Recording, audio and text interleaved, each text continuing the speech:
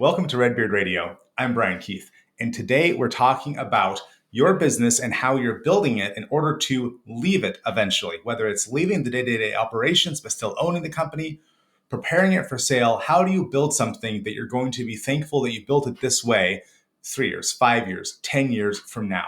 On the show to help us discuss this idea is Zach Williams. Welcome to Redbeard Radio.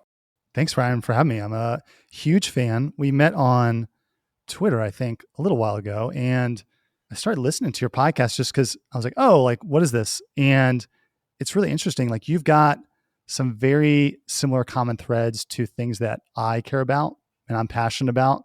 So I'm really excited to be here on the show with you today. I think it'll be a lot of fun.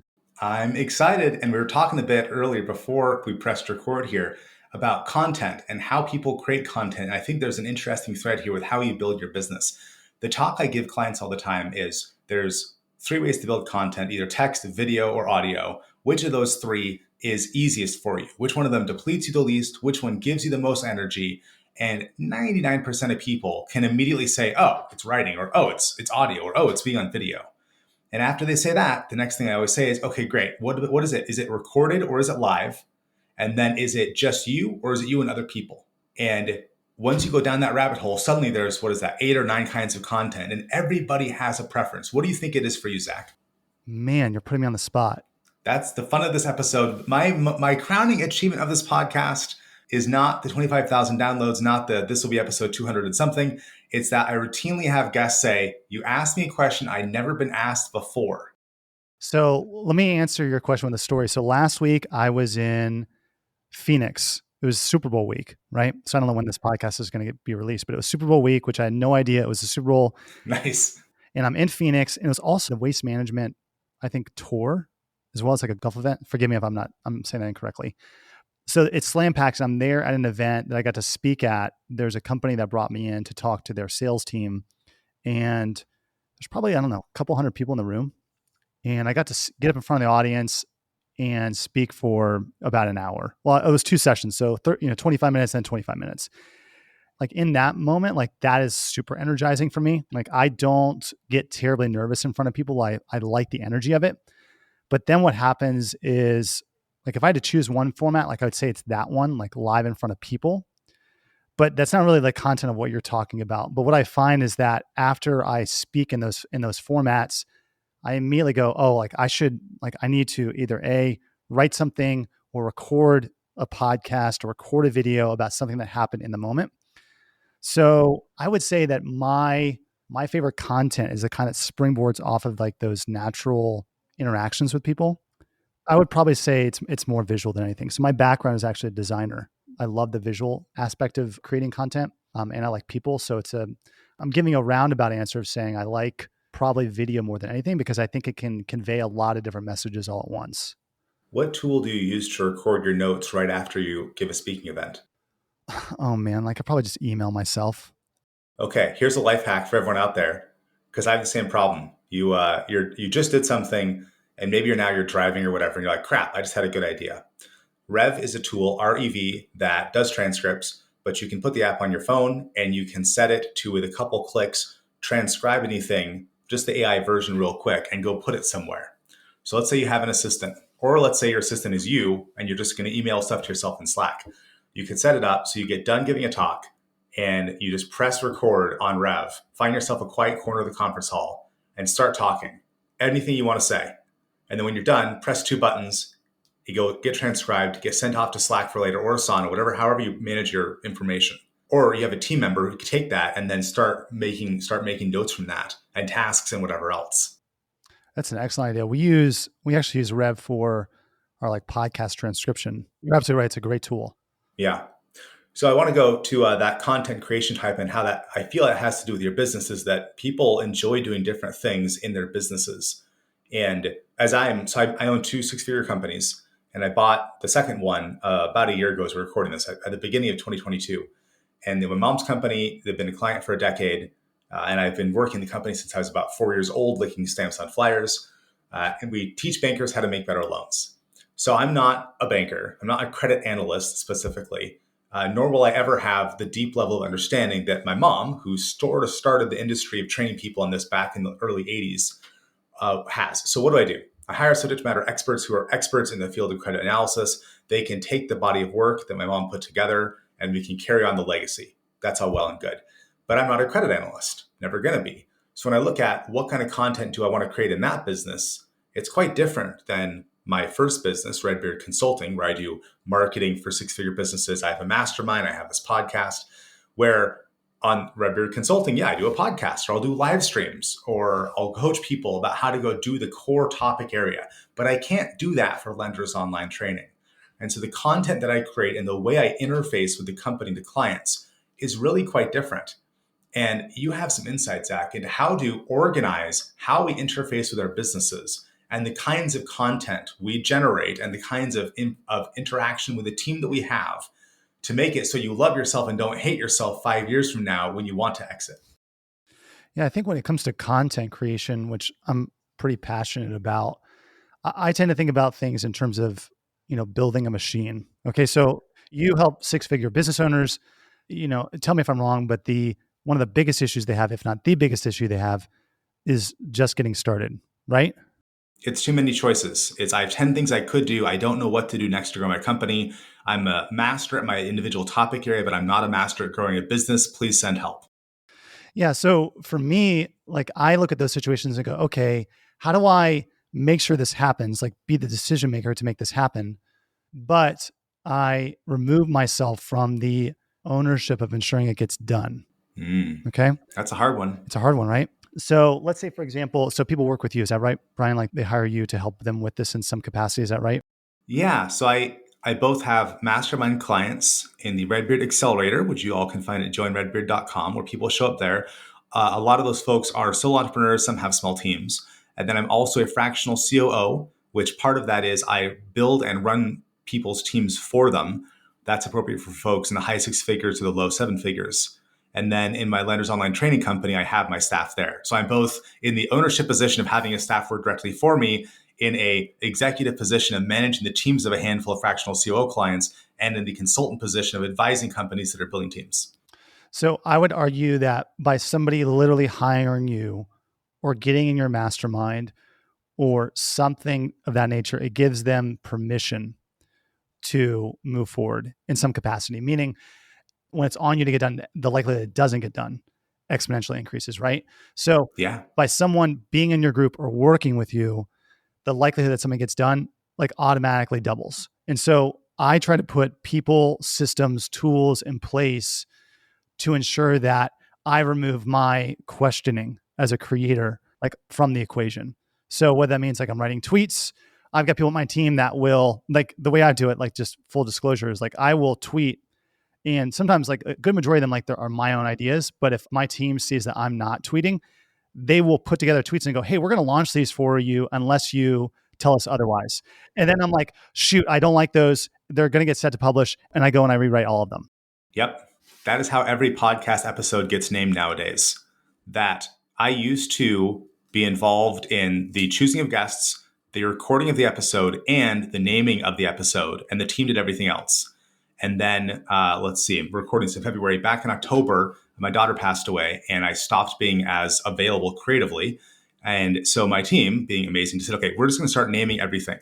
So I always see the names if I want to go look, but I don't have to. So if I do nothing, episodes go live 5 a.m. Pacific every Tuesday morning.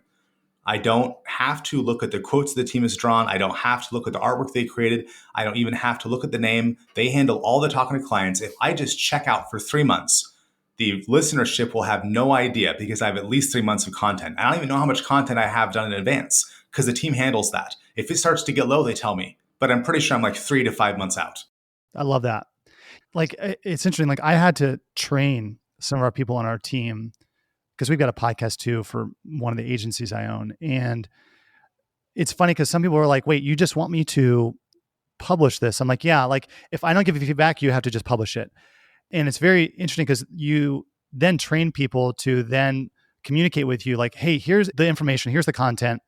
I'm publishing it unless you give me feedback or tell me otherwise, versus going like, hey, Brian, what do you think of this? Which is like a very open-ended, heavy question. Yeah. And it takes more mental load and more, what I call like energy units Yeah. on you to fix and change, So it's more like, hey, here it is. If you feedback, let me know. If not, this thing is getting published on, to your point, Tuesday. Mm-hmm. I do the same exact thing. And that works really, really well for me because then I know I'm giving it my stamp of approval, whether I get feedback or not. When you've given the stamp of approval to the process and the people that you've trained and entrusted, not necessarily to the content. Do you follow Jocko's stuff very much? I do. Yeah. He talks about default aggressive. And for folks who are not indoctrinated into the Jocko sphere, you should really listen to Jocko, especially Akira the Don's collaborations with Jocko, because those are amazing. Yeah, but the default aggressive idea is you have a bias for action. And when I was a combat sword fighter, which is like mixed martial arts, but in armor, metal armor with wooden sticks, more or less. When I started off, I was a complete novice and an idiot, of course. But as the years went by, and my trainer kept on telling me the same things again and again, and I finally listened to him, the answer is you don't want to be completely still, on completely balanced on both feet. You want to be leaning forward a little bit.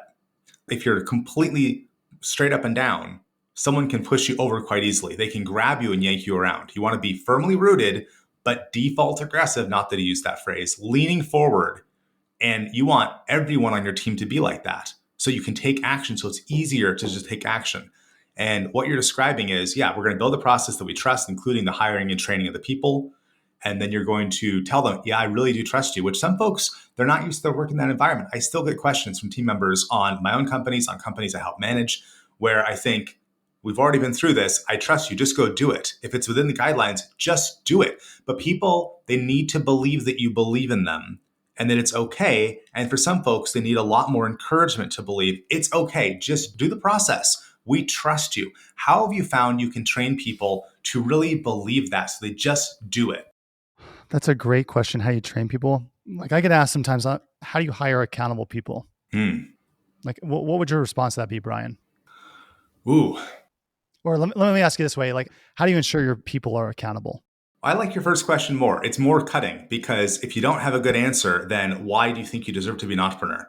If you don't have a good answer, then why do you think you deserve to have a team? How I hire accountable people is that I look for a values and culture fit first, unless it's a highly technical skill set. But even highly technical skill sets, usually there's a number of people that could fill the position. Let's look at a few of my last hires. I hired Constantine from Funnel Matrix for my lender's training company. He is working on our marketing team now. And I hired him because we're both part of Greg Jenkins' Monkey Pod Grove. I don't know Constantine, but I know Greg and I like Greg. And Constantine is a paying member of a group. So we have a small affinity there. And then when we interviewed, it was like, okay, this guy can duplicate a significant part of my skill set. WordPress stuff, Keep stuff, like a technical me. And he's not cheap, but I don't want cheap. I want right. I want someone that I can trust to say, do this thing. And he can ask good questions and I can answer them in Slack. And then magic fairy dust, it just happens. So I start off with culture. Like, do I trust this person? Let me think about another person I've hired recently. Yeah. So another person I hired for one of my teams is she's doing creating content for YouTube Shorts. How did we find her? She is on a team. Do you know the name Laurel Langemeyer? I don't. She's a Live Out Loud big marketing and business person. And she has a group that this client is in. And then we ended up finding this team as it's one of her staff members also has a company doing media stuff. So it's a inside the network, right? I don't hire from outside my networks. I might eventually, but I functionally don't hire from outside people I already know, like they're 1 or 2 or 3 degrees away. So there's some level of cultural fit. And then I say, here's what the project is. And I try to always give people projects that are 10 or 20% beyond what they can do while they're in a training phase. So they're a little bit like, I'm deer in the headlights, but not that much, not too much. And then say, okay, here's the training that we have, which forces me to create better training, right? And then check into them a lot to say, okay, how well did that work? What did I not give you? And I make the basic assumption, of course, I'm a Jocko fan. So the basic assumption that everything's my fault. If it's my company, it's my fault. If I'm the COO, it's my fault. If I'm just a team member, it's still my fault that I didn't train the person well enough. I didn't give them good enough reporting tools. I didn't give them good enough software. And I just take the approach that if they misperformed in some way, it's my fault. And I look, okay, how can I train them better?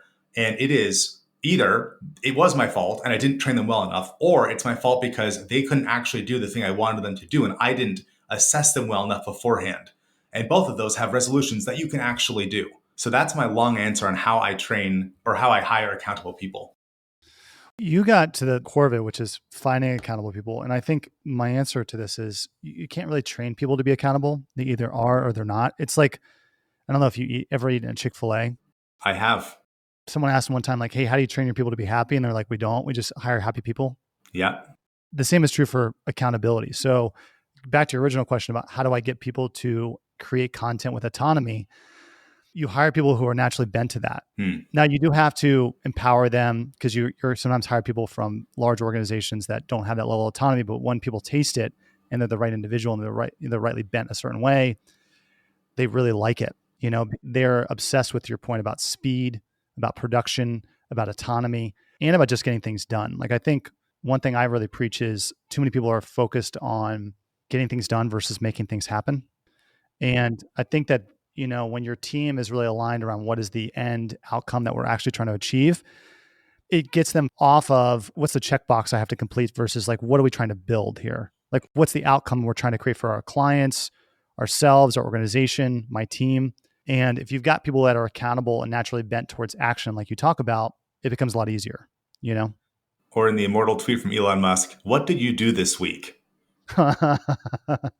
Which I saw that and I thought, and for those who don't know, he was responding to I think it was then still CEO of Twitter before he was sacked, doing a lot of word salad about some topic, whereas Elon, the engineer, was saying, what did you do this week? That word salad is not, maybe unless you're in PR, word salad is not the output we're looking for. We're looking for something being done. He can be such a troll sometimes, you know, like, and like a troll is maybe the wrong word, but like his rebuttals is the better word. His rebuttals, I think, are next level, you know? And you combine that with technical skill, which he obviously has, and things get really interesting. Zach, we are closing up on time for today, which is tragic because I feel like we can talk for hours. What do you do for people who are hearing this and saying and thinking, wow, my processes for hiring accountable people could be better? Or, hey, I really do want to structure my company to sell someday, and I don't really know what I'm doing. Where do people go to interface with your body of work on this? Yeah, so you can check me out at zachwilliams.com. I own a few different companies and have been successful at scaling and exiting almost all of them, except for the one that I'm actively working right now, which is my own, you know, personal consulting. I work with brands, entrepreneurs who are trying to do one of two things. They're either A, trying to scale their organization. They maybe feel like they've hit a plateau, or B, they've grown the business but don't know how to exit. They don't know how to get themselves out of it. They want to go build more things. How do you do that effectively and keep your business growing and create this asset? Whether you want to sell it or hold it, doesn't really matter. You got to think about things differently. And I think that this is I would argue the end game of every entrepreneur, whether or not they know it or not, is how do I build something that can run without me? Like, how can I create something that continues to grow without my involvement so I can go build more things? So that is what I primarily help organizations and people and CEOs do. I love it. That's fascinating. So zachwilliams.com. And then what's your Twitter handle, Zach? It's ZC Williams. So Zach Charlie Williams. Wonderful. Zach, thanks for being on Redbeard Radio. Thanks for having me.